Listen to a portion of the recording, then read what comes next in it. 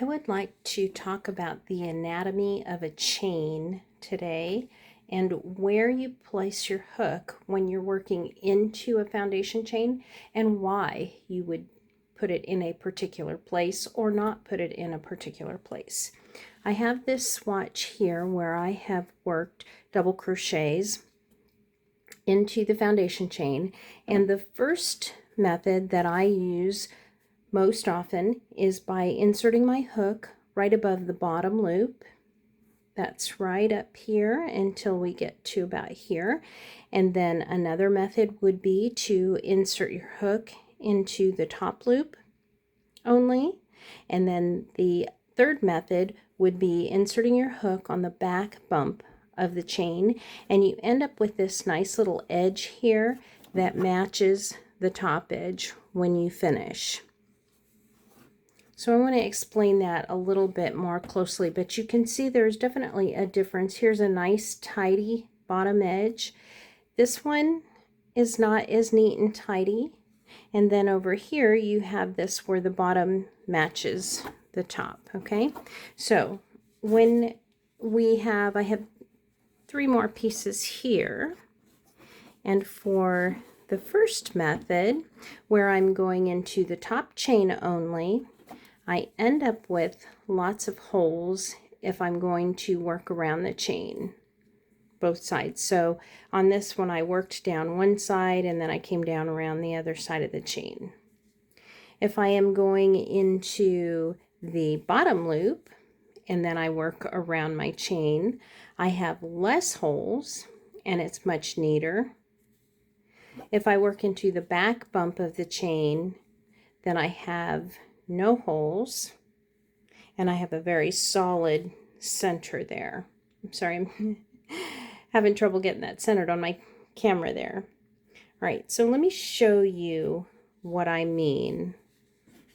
Here is my chain. And when you're counting chains, if you've forgotten how many you've chained and you need to count them, if you start with the first one where the slip knot is, then you won't count the loop that would be on your hook.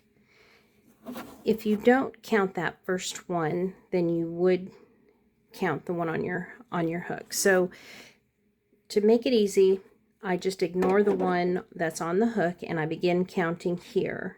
And I see my first chain here. So that would be 1, 2, 3, 4, 5, 6, 7, 8, 9, 10, 11, 12, 13, 14, 15. I have 15 chain loops. And because I counted that first one, I am not going to count this one that would be on my hook. Okay, so let me show you now what I mean by the different loops. This would be the top loop of the chain right here. I'm going to color these pink so that you can see them right here. Okay, and then the bottom loop would be this one right here.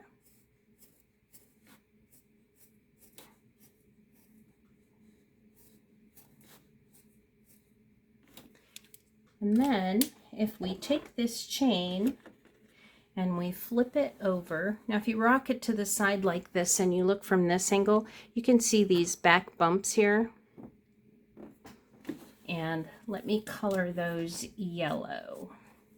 That's this one.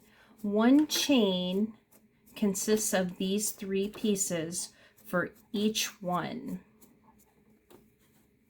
So you can see them there.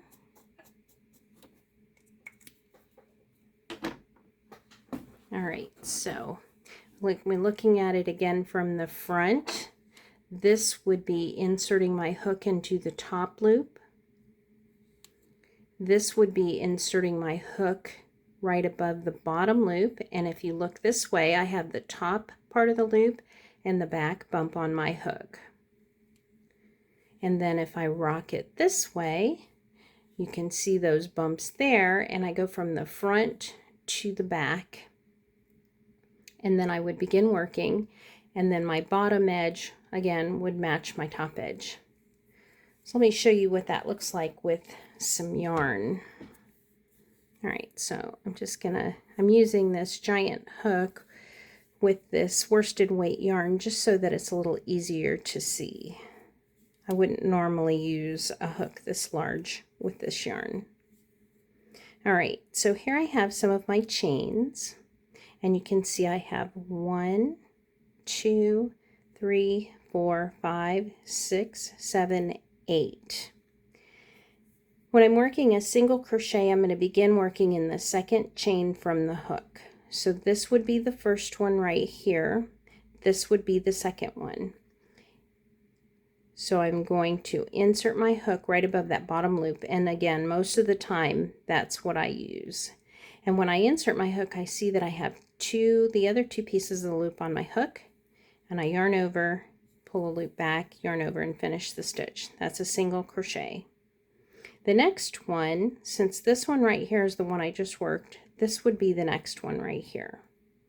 So if I insert my hook there, and I keep my middle finger back there so I have a place to push my hook, and then I can also use my thumb to slide that on, but I'm very careful about not twisting this around the hook. I want my hook to remain above my work, and you can see the chain here stays below it. Okay, and then I'm going to finish my single crochet. That would be going above the bottom loop, and I will work all the way across the row that way. That's going to give you a nice tidy edge at the bottom, and if you work around the bottom side of the foundation chain, then you will have minimal holes. It gives you a nice stable edge. And if I straighten these stitches just a little bit, you know the first row is always the most difficult. All right, so that looks neat and tidy. Now if I'm going to go into the top loop, that would be, again, I work into the second chain from the hook. This is the first one. This would be the second one. That would be right here. Now I hardly ever do this. I hardly ever go into the top loop. I think it makes your work look not quite as tidy. And again, if you're going around the bottom of that foundation chain, you end up with a giant hole.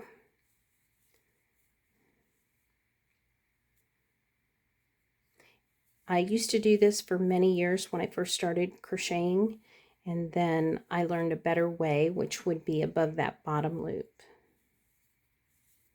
All right, and there's the second one. You can already see those holes forming. And if that's the look that you're going for, that's wonderful. If you're going to stitch something onto this or do a border, you're going to end up with a big hole there. So I don't recommend that. And then the final one is if you're going to use the back bump.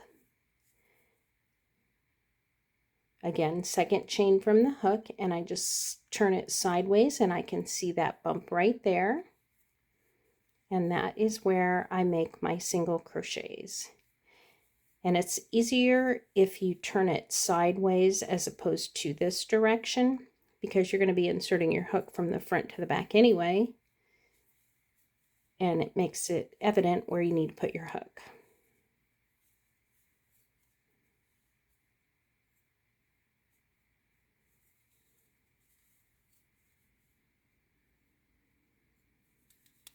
I work across my row, and again to the last one.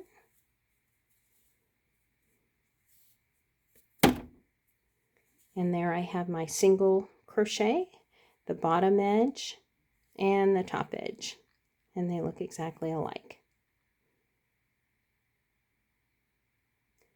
So I hope that that makes sense and you see a difference between those methods.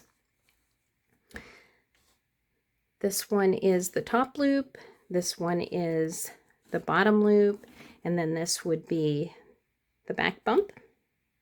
And here again is my chain.